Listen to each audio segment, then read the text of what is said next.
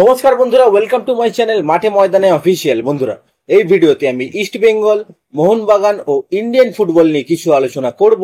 তোমরা যারা যারা আমার ভিডিওটা দেখছো, আমার চ্যানেলটা প্লিজ সাবস্ক্রাইব করে নাও ইন্ডিয়ান ফুটবলের এরকম আরো আপডেট পেতে।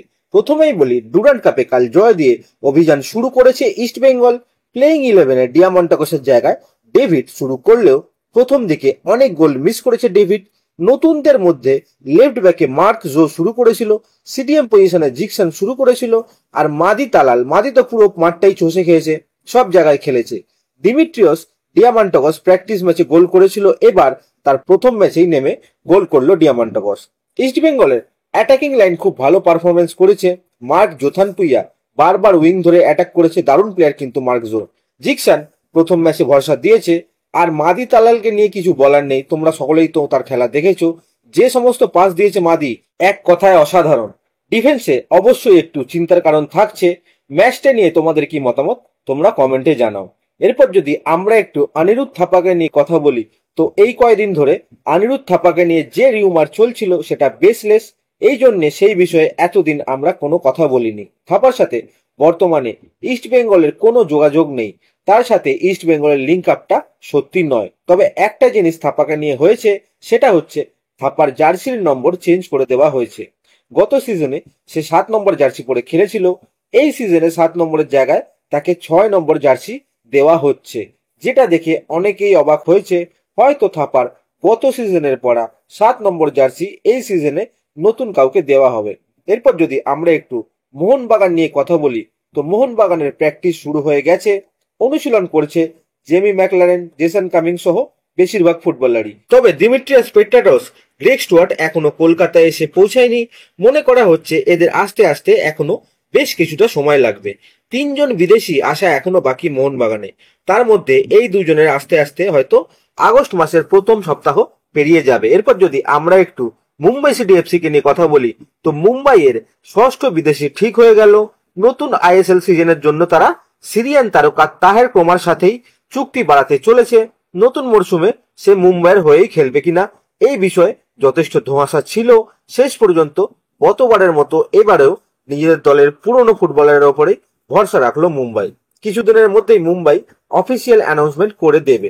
এরপর যদি আমরা একটু চেন্নাইয়ের সুইডেন ফার্নান্ডেসের কথা বলি, তো চেন্নাই তাদের এই মিডফিল্ডারকে ছেড়ে দিচ্ছে।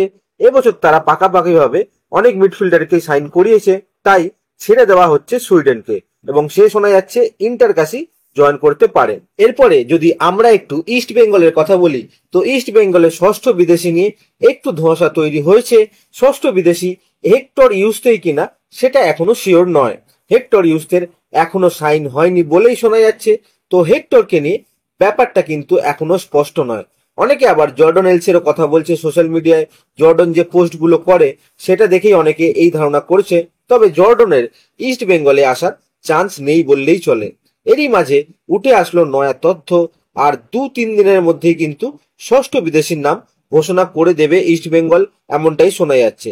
কাল খেলা শেষে সল্টলেক স্টেডিয়াম থেকে বেরানোর সময় সাংবাদিকদের মুখোমুখি হয়ে এই কথাই বলেন বিভাস বর্ধন আগরওয়াল। তিনি বলেন, আগামী 2-3 দিনের মধ্যেই জানিয়ে দেওয়া হবে ইস্ট বেঙ্গল দলের ষষ্ঠ বিদেশির নাম। এরপর যদি আমরা একটু আনোয়ার আলীকে নিয়ে কথা বলি, তো আনোয়ার আলী সাগার খুব তাড়াতাড়ি এবার নিষ্পত্তি হতে চলেছে। আনোয়ারের ভবিষ্যৎ নির্ধারণ হয়ে যাবে আগস্টের 2 তারিখ। প্লেয়ার স্ট্যাটাস কমিটি আগস্টের 2 তারিখ আনোয়ার আলীকে হাজির হতে বলেছে। প্লেয়ার স্ট্যাটাস কমিটি মোহনবাগানের কাছে একটা জবাব ও বেশ কিছু ডকুমেন্ট চেয়ে পাঠিয়েছিল। সেটার পাওয়ার পরেই প্লেয়ার স্ট্যাটাস কমিটি আগস্টের 2 তারিখ মিটিং ডাকার সিদ্ধান্ত নেয়। সেই দিনে ঠিক হবে আনোয়ার যে চুক্তি ভেঙে বেরিয়ে এসেছে সেই বিষয়টা ঠিক না ভুল। যদি আনোয়ার সঠিক প্রমাণিত হন, তাহলে তিনি দিল্লি এফসিতে ফিরে যাবেন। আর যদি ভুল প্রমাণিত হন, তাহলে আনোয়ারের সর্বোচ্চ 6 মাসের ব্যানের সাজা হতে পারে। 6 মাস সাজা মানে সেটা সব থেকে বড় সাজা। প্লেয়ার স্ট্যাটাস কমিটি চাইলে আরো কম দিনের জন্য ব্যান করতে পারে। এছাড়া তাকে একটা আর্থিক জরিমানাও করা হতে পারে যদি সে ভুল প্রমাণিত হন। তখন আর্থিক জরিমানার পরিমাণটা হয়তো প্লেয়ার স্ট্যাটাস কমিটি ঠিক করবে। মোহনবাগান আনোয়ার খেলতে না চাইলে শোনা যাচ্ছে একটা ভালো কম্পেনসেশন দাবি করছে। দিল্লি এফসির ওপরও ম্যাক্সিমাম 2টো ট্রান্সফার উইন্ডো ব্যান হতে পারে। এগুলো কিন্তু তখনই হবে যখন আনোয়ার ভুল প্রমাণিত হবে, অর্থাৎ তার টার্মিনেশনটা আনজাস্ট যদি প্রুভ হয় তখনই। যদি আনোয়ার আলী সাকসেসফুলি তার টার্মিনেশনটা জাস্ট প্রমাণিত করতে পারেন, তখন তিনি তার মাদার ক্লাব দিল্লি এফসিতে ফিরে যাবেন। সেখান থেকে তার পছন্দ মতো আইএসএল ক্লাবে তিনি খেলবেন। প্লেয়ার স্ট্যাটাস কমিটি আনোয়ার ছাড়াও আরো অনেক কেসের বিচার করবে সেদিন, যেমন সাজ্জাদ হোসেন প্যারে versus Hyderabad FC, Makan Chothe versus Hyderabad FC, Subhashish Roy Chowdhury versus Churchill Brothers, Fred Saint Marshall versus Aizawl. তো ম্যাক্সিমাম কেসই কিন্তু হায়দ্রাবাদের। এই সমস্ত প্লেয়ার যদি হায়দ্রাবাদ থেকে বেরিয়ে যায়, দেন হায়দ্রাবাদের কাছে আর 12 জন সিনিয়র প্লেয়ার অবশিষ্ট থাকবে।